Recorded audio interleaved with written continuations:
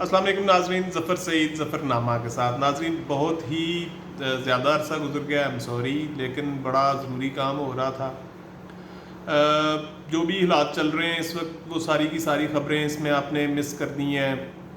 Saint election ہوا، اس کے بعد پی ڈی ایم کی ٹوٹ پھوٹ، پھر مریم کا جانا آنا، اور یہ میاں نواز شریف کا سٹانس، اور عمران خان نے جو بھی ریسنٹلی گفتگو کی ہے، اور پھر کل ایک وہ جو یونیسکو والے یو این ڈی پی والے عمران خان سے ملے ہیں، اس حوالے سے بڑی تازہ ترین خبریں. تو آئی ایم ایف نے بھی ایک پاکستان کی پروجیکشن دی ہے ڈیولپمنٹ کی، گروتھ کی، اور ورلڈ بینک نے بھی دی ہے، اور یو این ڈی پی والوں نے بھی دی ہے. ایک پاکستان گورنمنٹ خود سے اپنا کر رہی ہے، یعنی جو پروجیکشنز دے رہے ہیں اسٹیٹ بینک والے. اس دوران ایک آپ لوگوں نے گفتگو سنی ہوگی کہ اسٹیٹ بینک بھی اٹانومی کی طرف جا رہی ہے، آئی ایم ایف کی طرف سے ریکوائرمنٹ ہے. تو یہ ساری باتیں جو ہیں یہ ہوئی ہیں پچھلے کافی عرصے سے development. On the other hand ہم دیکھتے ہیں انٹرنیشنل فرنٹ پہ کون کون سی ڈیولپمنٹ ہوئی ہیں، تو اس کا بھی ایک ذرا ریکیپ کر لیتے ہیں جلدی سے. ایران کے ساتھ امریکہ نے دوبارہ سے نیوکلیر ڈیل جو ہے اس کے اوپر گفتگو شروع ہو چکی ہے. کل اس کا پہلا اجلاس ہوا ہے ویانا میں. یورپی یونین اس میں کافی ہیلپ فل ہے، اور گریٹ برٹن، برطانیہ والے بھی کوشش کر رہے ہیں کہ یہ ڈیل کسی طرح سے یہ بیل منڈے چڑھ جائے. دوسری طرف انڈیا پاکستان میں کچھ مذاکرات ہوئے، وہ بھی آپ نے دیکھا ہوگا. وہ آلدو کہ وہ فی الحال واٹر ٹریٹی پہ تھے جو ہمارا سندھ طاس معاہدہ ہے اس حوالے سے، لیکن کچھ خط و کتابت بھی ہوئی، وہ جسے ہم پنجابی میں لیٹر بازی کہتے ہیں. انہوں نے بھی ہمیں خط بھیجا، ہم نے بھی ان کو خط بھیجا. تھوڑے بہت مراسم نارمل ہونے شروع ہوئے. دوسری طرف ٹریڈ ہونے لگی تھی یارن کی اور شوگر کی. وہ ای سی سی نے سمری بھیجی، لیکن وہ کیبنٹ نے اپروو نہیں کی. تو یہ ساری باتیں آج کے دن میں سمجھتا ہوں کہ وہ ہم ڈسکس کر لیں ذرا جلدی سے.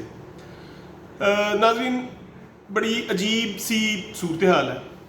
میں آپ کو بتاؤں، یہ سارے کا سارا گیم پلان جو چل رہا ہے نا، اس کو آپ یوں سمجھیں کہ دنیا میں دو قسم کے لوگ ہیں اس وقت. ایک وہ who they live in disinformation or misinformation age، اور ایک وہ who they live in full control of the information. وہ لوگ جو ہم جیسے سادہ مزاج ہیں، ہم واٹس ایپ سے، فیس بک سے، ٹویٹر سے، جتنے بھی یہ سوشل میڈیا پلیٹ فارمز ہیں، یہاں پہ کچھ خبریں گردش کرتی ہیں، بہت سارے لوگ ان کو پھینک دیتے ہیں، اور پھینکنے کے ساتھ ساتھ ہوتا کیا ہے کہ وہ پھر ہم جیسوں کو تقریباً یقین آ چکا ہوتا ہے. پتہ نہیں اس میں کیا صداقت ہوتی ہے، کیا نہیں، نو بڈی نوز. کیوں پھیلائی جاتی ہے، نو بڈی نوز. کون پھیلا رہا ہے، نو بڈی نوز. دوسری طرف وہ لوگ ہیں جن کو میں کہوں گا کہ وہ جو گلوبل ایلیٹ ہے، وہ پاکستان میں ہو، انڈیا میں ہو، برطانیہ میں، امریکہ میں، چائنا میں، جہاں پہ بھی ہو، وہ آلموسٹ ایک ہی کلب سے تعلق رکھتے ہیں. اور اس کی سب سے بڑی وجہ یہ ہے کہ وہ انفارمیشن پہ کنٹرول ہے. ان کا کنٹرول اس ضمن میں کہ ان کو ایگزیکٹ انفارمیشن آلموسٹ مل رہی ہے، تھوڑی بہت ویریشن کے ساتھ. تو وہ لوگ میری نظر میں جو ہے نا، وہ انفلوئنسر ہے. وہ دنیا کو انفلوئنس کر رہے ہوتے ہیں. ان کے ڈیسیژنز جو ہیں وہی دنیا کے ڈیسیژنز ہو رہے ہوتے ہیں. جہانگیر ترین والا کیس آج کل آپ دیکھ رہے ہیں. جہانگیر ترین وہ آدمی تھا جس نے عمران خان کا سب سے زیادہ ساتھ دیا، لیکن آج وہ سب سے زیادہ رول رہا ہے. میں کچھ بھی نہیں کہنا چاہ رہا کہ عمران خان اچھا کر رہا ہے، غلط کر رہا ہے، جہانگیر ترین صحیح کر رہا ہے، غلط کر رہا ہے. نو بڈی نوز. کوئی اس گیم کی آپ کو سمجھ نہیں آ سکتی، مجھے بھی نہیں سمجھ آ سکتی، کسی کو بھی نہیں سمجھ آ سکتی کہ یہ ہو کیا رہا ہے. اینی ہو، جو مین ایجنڈا ہے نا آج کا، وہ یہ ہے کہ جو ہم شروع میں باتیں کرتے تھے کہ کون کون سی صف بندی کہاں کہاں پہ ہو رہی ہے، تو اب ایک واضح نقشہ، واضح خیر نہیں کہنا چاہیے، ایک مبہم سا نقشہ بہر طور سامنے آ چکا ہے. سب سے بڑی ڈیولپمنٹ جو یہ ہوئی ہے پچھلے 9 سال میں، یہ پہلا دورہ ہے رشین وزیر خارجہ کا، فارن منسٹر. کل سرگئی لاوروف صاحب پاکستان تشریف لائے اور ہم نے ان کا بڑا ویلکم کیا. شاہ محمود قریشی صاحب نے ان کو ایئرپورٹ پہ جا کر ریسیو بھی کیا. تو یہ بڑا انتہائی اہم دور ہے. اس دورے میں کم از کم یہ جو بتایا گیا ہے وہ یہ بتایا گیا ہے کہ افغانستان ٹاپ ایجنڈا ہوگا گفتگو میں. تو یہ بڑی مضحکہ خیز بات ہے. یہ اس طرح کے بیانات صرف ورلڈ پریس کو, میڈیا کو دینے کے لیے استعمال ہوتے ہیں. ہمیں کیا لینا دینا بھائی افغانستان سے, اور رشیا کو کیا لینا دینا افغانستان سے. افغانستان اس وقت مسئلہ ہے انڈیا امریکہ کا.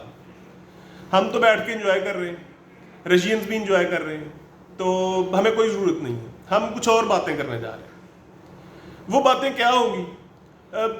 بڑی دیر سے یہ جو گردش چل رہی ہوتی ہے نا خبروں میں کہ جی ایک نقشہ بن رہا ہے جس میں ایک بلاک بن جائے گا, Russia, China, Pakistan, Turkey, Iran, یہ سارے کے سارے اس میں شامل ہو جائیں گے, اور یہ سارے کے سارے پھر مزاحمت کریں گے امریکہ, برطانیہ اور نیٹو جسے ہم کہتے ہیں, جس میں اب انڈیا بھی کسی حد تک شامل ہو چکا ہے.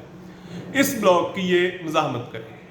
تو ناظرین ایسا ہرگز نہیں, یہ کوئی بلاک شلاک نہیں بننے جا رہا. یہ اس بلاک کا اگر فرض بھی کر لے کہ چائنا سربراہ ہے یا رشیا سربراہ ہے, تو دونوں ممالک کو پوری دنیا کے ساتھ ٹکراؤ کا کوئی فائدہ نہیں ہونے جا رہا, نہ وہ ایسا کریں گے. چائنیز اسٹریٹجی بڑی واضح ہو چکی, انتہائی واضح. اب اگر کوئی عقل کا اندھا ہی ہوگا جو نہ مانے, they will not fight and they will not fight against anyone. وہ پوری دنیا کو اپنی مارکیٹ سمجھتے ہیں. یہ جو گفتگو پاکستان انڈیا کی شروع ہوئی ہے, یہ لوگ کہہ رہے ہیں جی امریکہ کروا رہا ہے. نہیں بھائی, یہ چائنا کروا رہا ہے. اور میں نے بہت شروع میں ایک ویلاگ کیا تھا کہ کل کو پاکستان اور انڈیا کی اگر فرض کرے صلح ہوگی تو اس میں سب سے بڑا اہم رول پلے کرے گا چائنا. کیوں؟ کیونکہ وہ نہیں چاہتا اپنے پڑوس میں ایک انسرجنسی یا ایک ٹرموائل یا ایک وہ جو حالات دگرگوں نہیں چاہتا. وہ چاہتا ہے کہ یہاں پہ سکون ہو, جیسے امریکنز نے اپنے نیبرز کے ساتھ سکون رکھا ہوا ہے. اسی طرح چائنا بھی یہی چاہے گا کہ کبھی بھی یہاں جنگ کا شعلہ نہ بھڑکے. اینی ہو, یہ کچھ ڈیولپمنٹس اس طرح سے ہیں کہ چائنا بلاک بنائے گا نہیں بنائے گا, یہ بات بالکل غیر اہم ہے. اہم بات یہ ہے کہ چائنا کی مارکیٹ ہے پوری دنیا, اور پاکستان کو چائنا نے بڑا پچھلے دنوں بڑا زبردست بیان دے کہ پاکستان کے کان کھڑے کیے ہیں.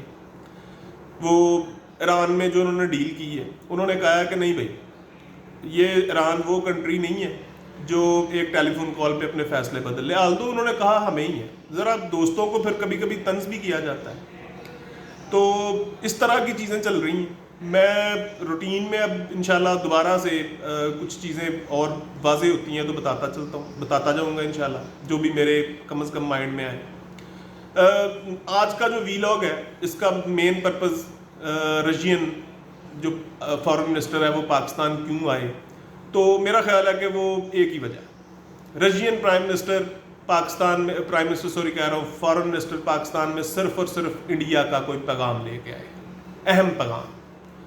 یہ انڈین جو پولیٹکس ہے نا, یہ بڑی سمجھدار پولیٹکس ہے. انڈیا اس وقت جا چکا تھا مکمل امریکن کیمپ میں, تو رشینز نے اس میں انٹرونشن کی.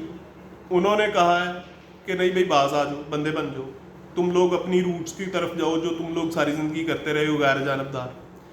تو اس کو سب سے بڑا شاخسانہ یہی ہے کہ وہ جو امریکن کیمپ ہے اس سے نکالنا. تو رشینز نے یہ نکال لی ہے, نکالنے میں کامیاب ہو چکے ہیں. انڈین اسٹیبلشمنٹ جو کہ کبھی بھی منظر عام پر نہیں آئی, وہ دنیا کی طاقتور ترین اسٹیبلشمنٹس میں سے ایک ہے, اس کو رشینز نے قائل کر لیا. اب وہ کسی کیمپ میں نہیں ہوگی. ویری سون آپ دیکھیں گے کہ انڈینز کی صلح پاکستان کے ساتھ بھی ہوگی, انڈینز کی صلح چائنیز کے ساتھ بھی ہوگی. امریکہ مایوس ہوگا. امریکہ ایک نئی آلدو وہ بڑی کوشش میں لگے ہوئے ہیں کہ وہ کچھ کر دیں گے, لیکن اتنی جلدی نہیں, بلکہ جلدی کیا اب تقریباً معاملات ختم ہو چکے ہیں. دوسری طرف محمد بن سلمان نے عمران خان کو فون کر دیا, دماغ کافی ٹھیک ہو چکا ہے. اس کے حوالے سے ہم اگلے پروگرام میں بات کریں گے. مریم نواز کے حوالے سے وہ خود ہی مایوس ہو گئی ہے, برطانیہ نے پابندی لگا دی ہے اس کے آنے پہ. تو یہ ساری چیزیں انشاءاللہ روٹین میں چلتی رہے گی. Thank you very much.